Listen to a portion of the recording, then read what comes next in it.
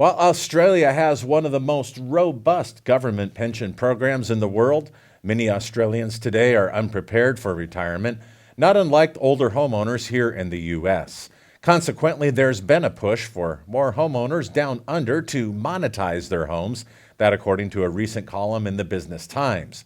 The number of Australians that are tapping the government's reverse mortgage-style product to help fund their retirement increased almost 40% in the past year as calls increased for retirees to monetize the $1.3 trillion held in properties.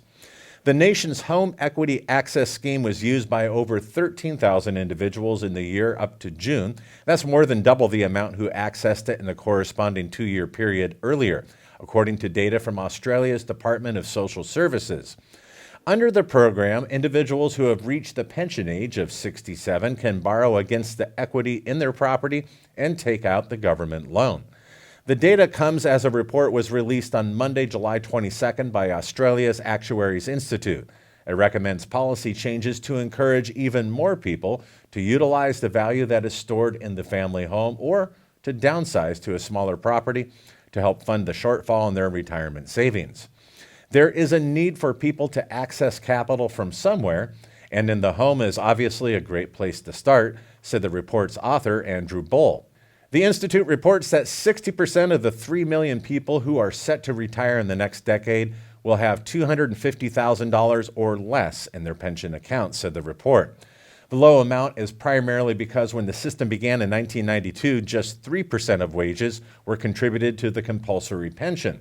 Now that has gradually risen to 11.5% and will top out at 12% next year. Balances will improve over the next 20 years as more individuals have saved at a higher rate, said Bull. Most Australian reverse mortgage products allow one to tap around 20% of the equity in their home. The Actuaries Institute reports that many people were not even aware of the equity release program in Australia or didn't understand their options. Bull's report suggests the Australian government make policy changes such as relaxing the government age pensions asset test for individuals who use the home equity release program. It also recommends removing stamp duty or taxes paid when a property is bought for those over 55 or choose to downsize.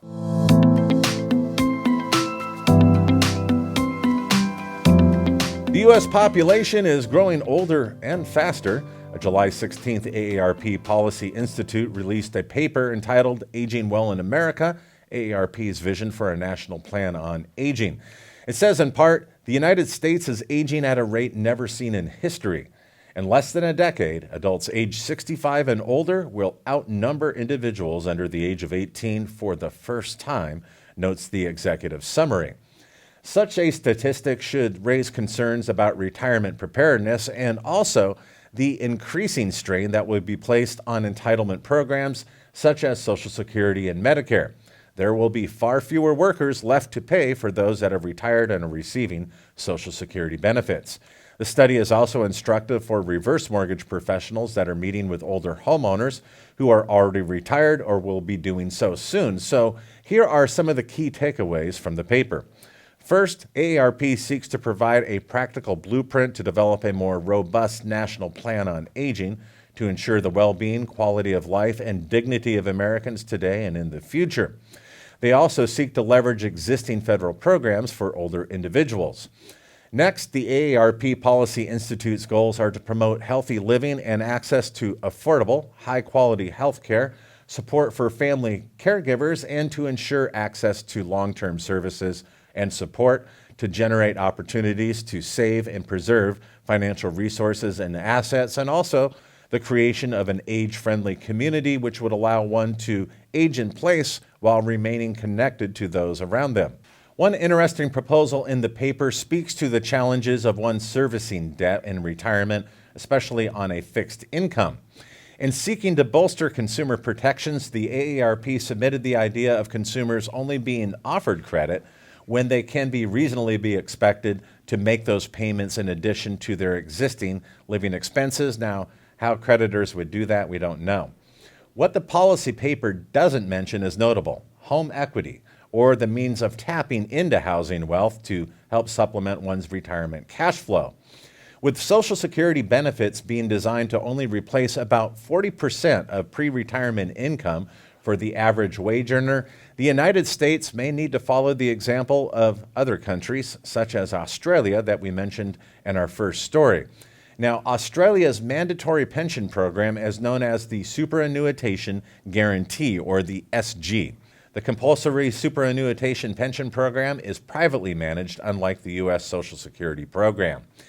AARP's proposals, while addressing the challenges of aging, do not tackle the challenge of the massive shortfall in retirement income or practical ways to provide the funds to retire with dignity.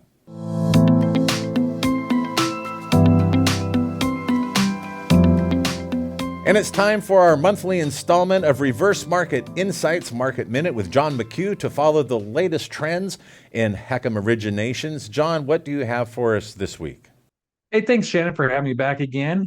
This month, we will take a deeper dive into May and kind of what happened in the month of May. So let's start off with case numbers like we always do every month. May case numbers dipped for the second month in a row by over 8.5% to 3,214 applications. New equity takeout dropped over 5% to 2,732. Purchase had a larger decline at over 10% to 179.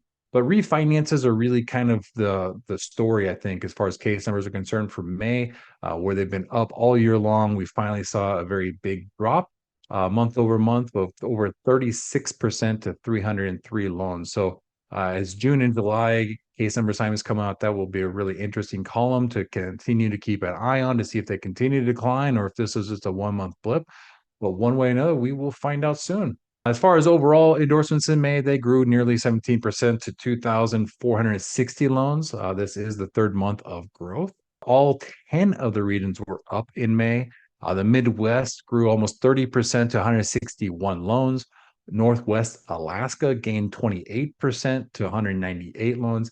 And the Southwest Caribbean rose 23% to 631 loans, which took the top monthly volume spot over the Pacific Hawaii region for the month of May. As far as the channels are concerned, both channels were firing on all pistons this month in May. Retail was up 11%, wholesale was up 27%. So that's great to see. Regarding the top 10 lenders, 5 of the top 10 showed growth. Longbridge had an amazing May, really exploding with over 176% growth to 354 loans. South River also had a really nice bounce, growing 100% to 86 loans, and Plaza came in third with nearly a 35% increase to 62 loans. The good is, like I said, half of these guys grew, but the bad is half of them also didn't. Half of them declined. So next month, we'll take a look at June in greater detail, but we already know that June endorsements fell back to April levels. And with case numbers continuing to decline, the rest of the summer outlook probably doesn't look much better. However, there's still 5 months left in 2024, and lots of things can still happen, especially when we look around rates. So keep plugging away, keep all of your leads close, and stay in contact with any that haven't qualified in the past, because you just don't know when those leads may pay off. We'll talk to you next month, and we'll see which way case numbers move, as that's always our best indicator of future endorsements. Talk to you next month. Thanks. That concludes another episode of HECM World Weekly, the nation's only weekly podcast bringing reverse mortgage-related news to you, the mortgage professional. We do have an audio edition of this podcast as well, which you can find on Apple Music, Spotify, or on Podbean. Thanks again for joining us, and be sure to return next week for more reverse mortgage news on the go.